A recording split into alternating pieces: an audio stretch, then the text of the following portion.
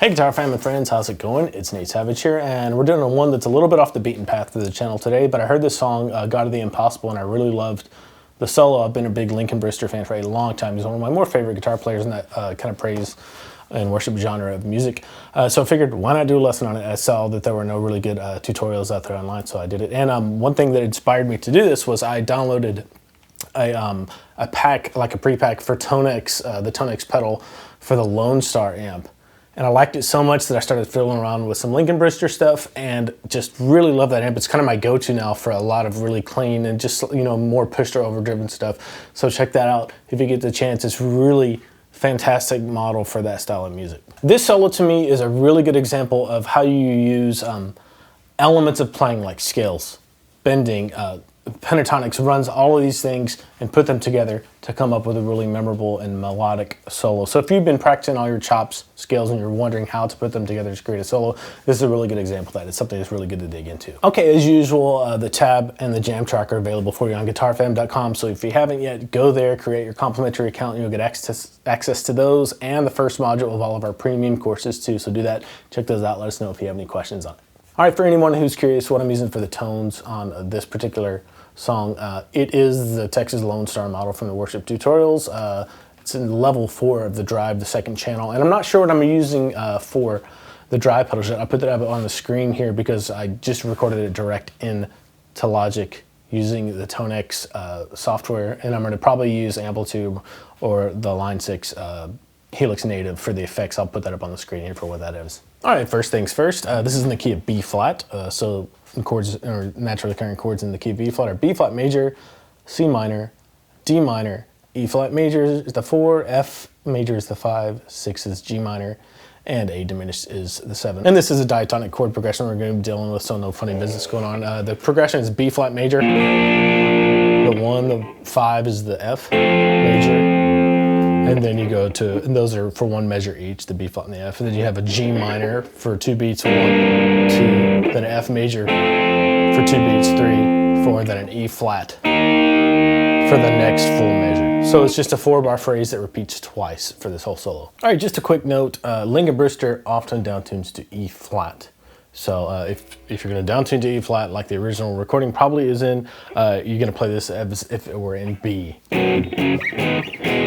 So just keep that in mind as you do this, just move everything up 1 fret. So we start out with a big slide down, right? And the first measure, or the first chord we're playing over is a B flat. So we go to the 5th fret of the G string, big bend up, full step, let it down and bend it up again, then put some vibrato on it.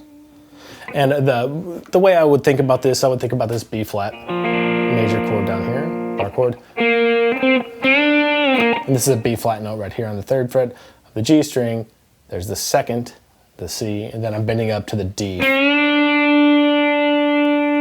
which is the 3rd of the chord, right? So,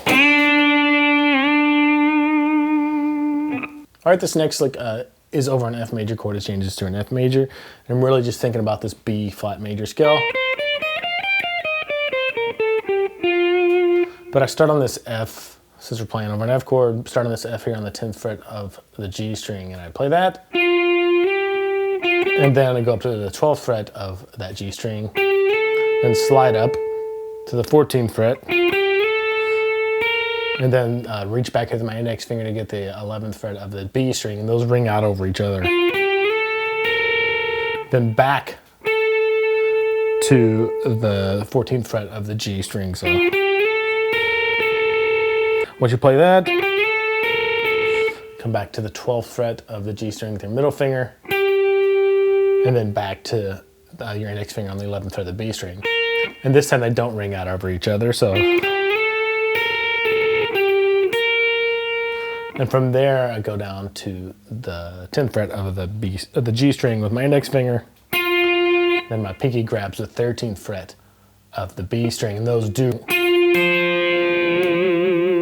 ring out over each other, and as soon as I hit them, I grab my whammy bar and just give it some vibrato. So the whole lick slowly.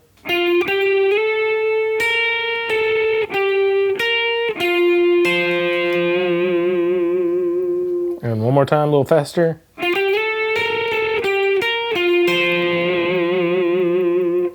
So from the beginning,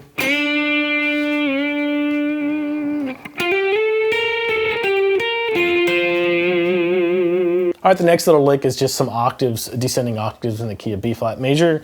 It's starting on an F here on the 8th fret of the A string, up 2 frets and over 2 strings to get the 10th fret of the G string. So octave Fs, and I just strum them. Hit it twice, put some vibrato on, move down 2 frets where your index finger is on the 6th fret, E flat, and then down 1 fret to D's, octaves, 5th fret, and hit it twice again, and then down to the 3rd fret with your index finger to play some C's with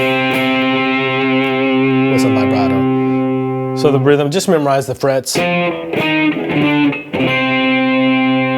So it'll be 8, 6, 5, 4 with your index finger. And here's the rhythm: 1, 2, 3, 4.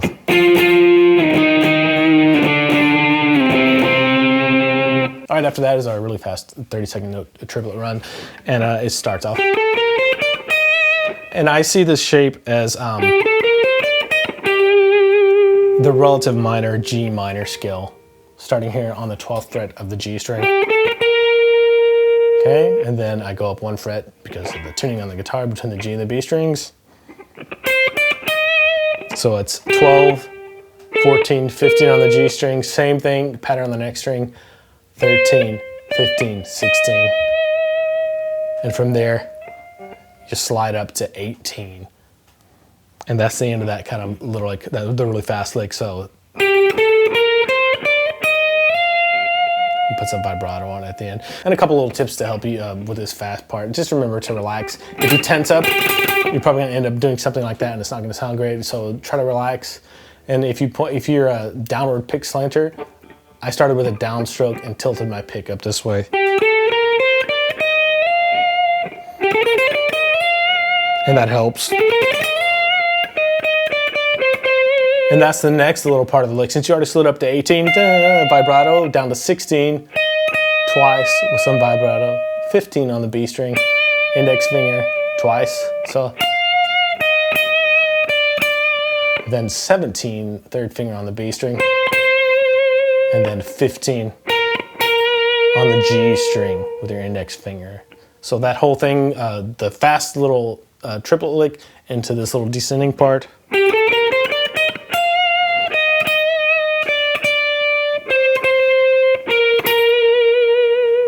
Okay, from there we get into this odd little lick that uses some mixed meter stuff, but I just think about it as a big triplet fill and it ends up working out. So listen to the song a lot and you'll be able to get this down if you can, kind of just sing your way through it. That's the best recommendation I have for you for the rhythm for your. But I end up using hybrid picking a lot. You can pick every note. If you want to jump over strings, that's fine too.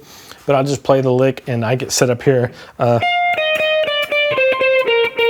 The last lick we just played, I'm already set up on 15, so hold 15 down. That's kind of your home base for this lick. And we're playing over a B flat major here, and so I'm thinking of this B flat major shape and that B flat right there. Where I go B flat, 15, then I'll hop over to 18 of the B string, and I just get that with my middle finger. And back to the B flat on the G string, 15, and then I go skip over to 18 of the high E string. And you're always pedaling, you're always coming back to this B flat, no matter what note you play on top, so. That's the idea with this one. And I found that if I completely let off the pressure, it keeps the notes clean instead of bleeding out over one another. All right, so that's the basic foundational structure of this lick. You always have 15 on the G string, 18 on the B string, then back to 15 on the G string, and then the note changes on top of the high E string every rotation after that. So you go 15, 18, 15, and then 18 of the high E string. Then you do the same pattern, 15, 18, 15, and then 20 of the high E string.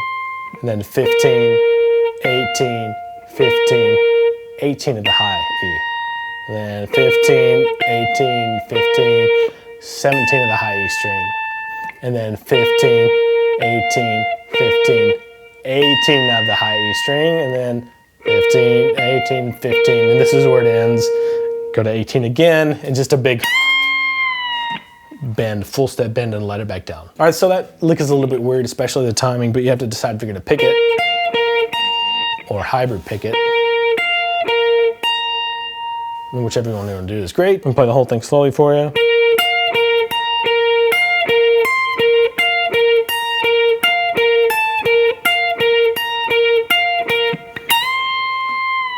And right there, I intentionally bent that last note up with my third finger because I need all the, the strength I can to get that bend up there and let it back down. And then I intentionally collapse back down to what would be a B flat major scale shape with these three fingers. Normally I play it like this, but since that bend is already there, I had to find it a little more efficient to go right into this B flat major scale.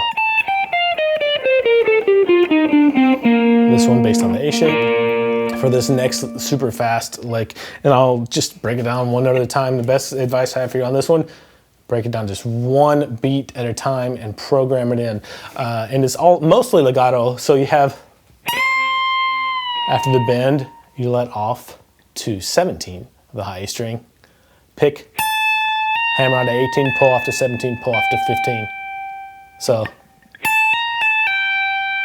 and then hop over to 18 of the B string and just go down the scale, 18, 16, 15, back up to 16, 18, and you'll see here, it's a 16th note triplet, so you kind of stall out on that 18th fret there just for a second, and then continue the lick, so, and then continue descending, 16, 15, and then when you get to the G string, this is where the pattern changes a little bit. You go 17, pull off to 14, 15, 17, 15, 14. And then just continue down the scale. Next string over, G string, 17, pull up to 15, 13. Next string, A string, pull off to 17, pull up to 15, 13. So I'll try to play that slowly for you and just go ultra slow. The slower you go, the faster you'll learn this and get under your finger. So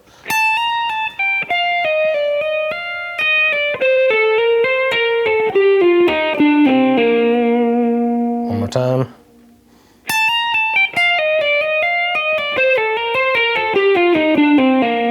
And it's hard for me to play this when I keep the guitar like parallel to the ground like this. So if I play like this, you'll notice it is much easier to play when I have the guitar up a little bit.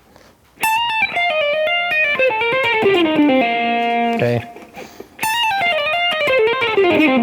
Okay, and that's that lick for you. Once you get down to this point of that B flat major scale, you're gonna reach up and go. And we're basically going G minor pentatonic for this last little bit. And we hit a G minor chord right on the one here, so it makes sense.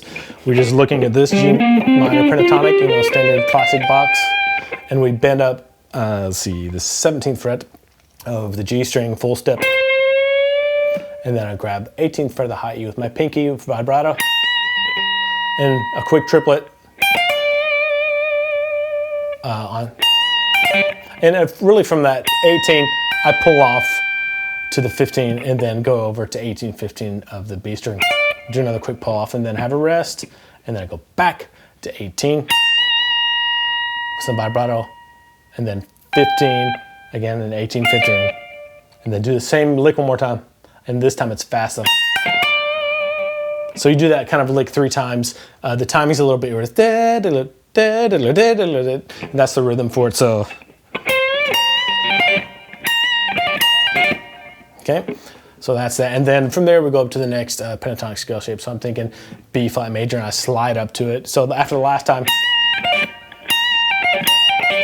I go from 18 to 20 and then pull off to 18, 20, 18. And then I'm thinking about this B flat major pentatonic right here, the E shape. So, and from there, I fret 20 with my third finger, because you'll see why here in a second, bend it up a whole step, and leave it bent up. Get 21 with your pinky while it's bent up, bend it up again on 20, put your pinky back down on 21, and then 20 again, to end things off with some big vibrato there. So let me play that last lick after the really fast descending triplet thing. So.